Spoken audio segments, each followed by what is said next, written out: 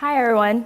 So retargeting has become an increasingly important part of the media planning mix and increasingly demands more budget as for online advertisers looking to reduce media waste as well as increase their bottom line revenue. So as the leader in dynamic retargeting, Triggit has helped direct response advertisers to bring their first-party data to product dynamic retargeting. And as Triggit was one of the first alpha partners for bring real-time bidding to the FBX exchange, Triggit also has a dedicated FBX platform with proven results with clients across all 6 continents. My name is Shirley, and I'll be here to talk through how you can make a product dynamic retargeting FBX campaign that work for you and get the most budget out of your FBX campaign. So first, let's look at the FBX campaign as a whole. Facebook Exchange has been growing on a global scale across all verticals. We've seen a 127% increase in spend per advertisers across those channels, including retail and travel. We've seen 58% increase in click-through rate with actually a drop in cost per conversions.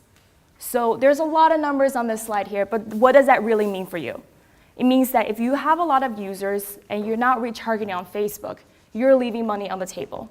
The market is becoming increasingly more competitive, and most of the growth we have seen here are actually based outside of the US. So less than 40% of Triggit's total client base is actually within the US. So most of the growth we've seen is actually based in LATAM and Europe. So now we all agree FBX is great. What can you do to make an FBX campaign great? So there's 3 things. 1, dynamic creative. So dynamic creative means a dynamic ad that's dynamically generated, created, and tailored specifically for each user's experience. We urge all advertisers that run on FBX to run on dynamic creative, simply because it's more specific and tailored to their user experience. The second one here is newsfeed. You're all on Facebook all day, even right now. You're only looking at your newsfeed because that's the only center part on your newsfeed. As consumers, we have learned to ignore our peripherals for the traditional banner ads. And Facebook is no different. For FBX, we found newsfeed ads perform the best. And finally, audience segmentations. And this is more specifically customized and tailored for each client. So let's go into this a little more details. What is dynamic product retargeting? Let's say you're leisurely browsing on your internet, just going about your day, and then suddenly you're striking with a need to look at patio furniture. So you will go to an arbitrary home garden center, you go to the homepage, outdoors, patio furniture, and fire pit sets, because fire pit sets is where it's at. So you look at all the pictures from the different angles just to see whether this fire pit set has what you need. You look at the price to check out this is within your price range. You look at some of the other customer reviews to see what other people thought of this product. This is the general page you will be on if you were a consumer. This is what your shopping experience would be like. So what do you expect when you go on Facebook? Might be a normal ad you expect when you see on Facebook. A static ad with generic and vague branding message.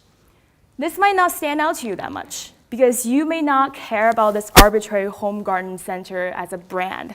You may only care about that fire pit that you had your eyes on for a really long time. A dynamic ad, on the other hand, really grabs the user's attention because this is more specifically tailored to their experience. So let's look at what a dynamic newsfeed ad looks like. We have the product name within the product description up top, so the users knows exactly what they're looking for.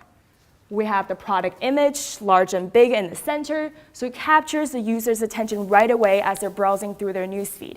And it also mirrors the same image we saw earlier on the product site, so the user knows this is the same image and the same product they looked at before.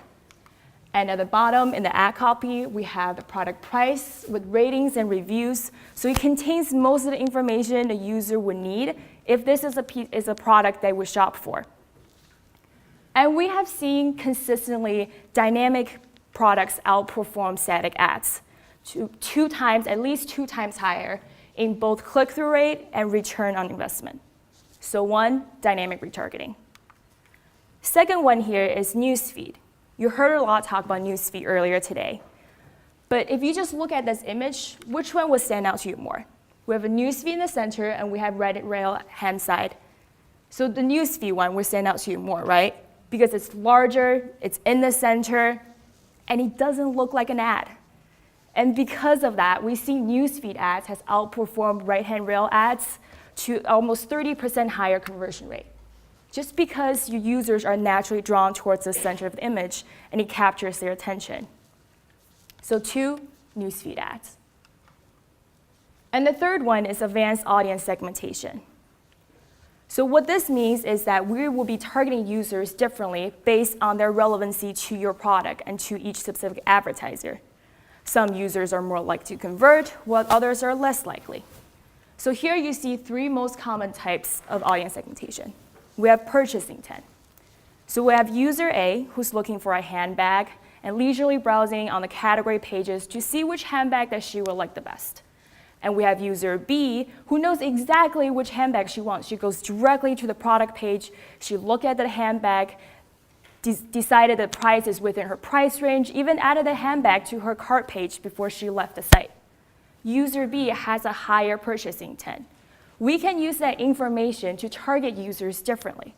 But just because user A has been on the home page and category page doesn't necessarily mean they're less likely to convert. It just means that we can use that information to push them further down the purchase funnel. You can work with your partner to figure out which type of segmentation that works best for you, and we can place pixels on different type of segment levels. So second one here we have is recency. Recency talks about a window of time between when the user has visited a site to look at a product to the time when they saw the product show up as an ad on their Facebook. So we found from our experience that users are more likely to convert when they're shown a more recently viewed product, and rightfully so. So for one of my clients that I've worked with, we saw that 70% of their total conversions came in with the first 5 days. So that means the first 5 days is really, really valuable to them. So we segmented the users into 8 hours, 1 day, 3 days, and then 1 week. And we saw really great performance results coming out of it. And then lastly is client-specific segments. This is talking about working with different types of segmentation strategy that tailor the most to your performance metric goals. So for example, if your performance metric goal is a ROAS, then we will look at the product price. So when users and target users differently based on the type of product they have browsed, because higher product price means higher average order value. And higher average order value will lead to overall higher ROAS. So working with a variety of different segmentation strategies, we saw really consistent performance coming out of FBX campaign. We saw 10% higher ROAS straight out of the gate compared to a standard dynamic retargeting campaign without segmentation strategies, and 2% higher click-through rate.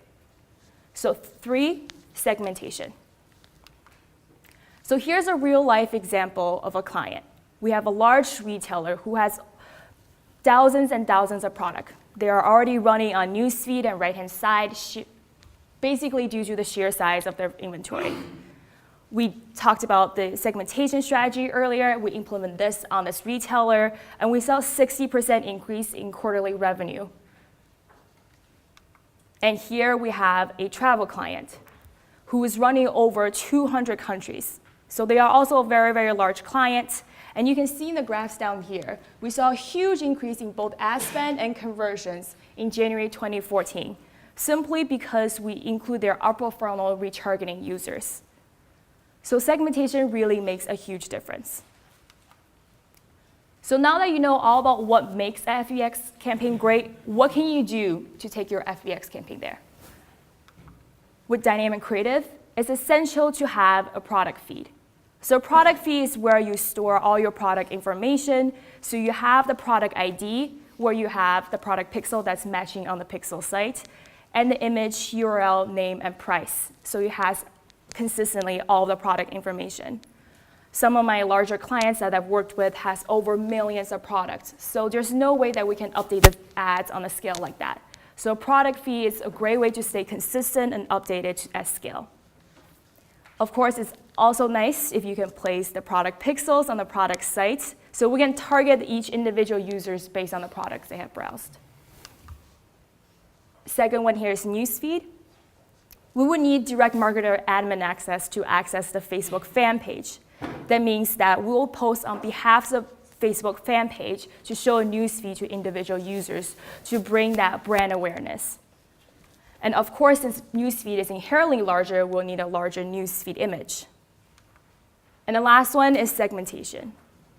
You will work with your partner here to make sure that you are placing the pixels placement at the right segment levels to capture the best users.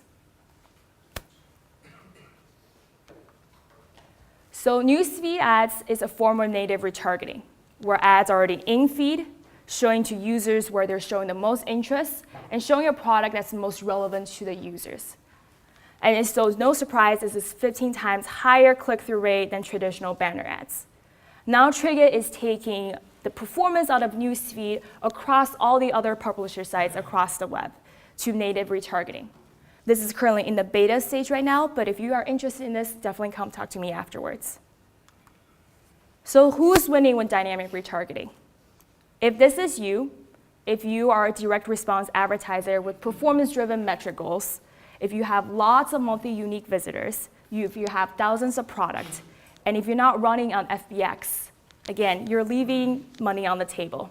Even if this is not you, coupled with dynamic creative, newsfeed, and segmentation, you can make an FBX campaign work for you. Thank you.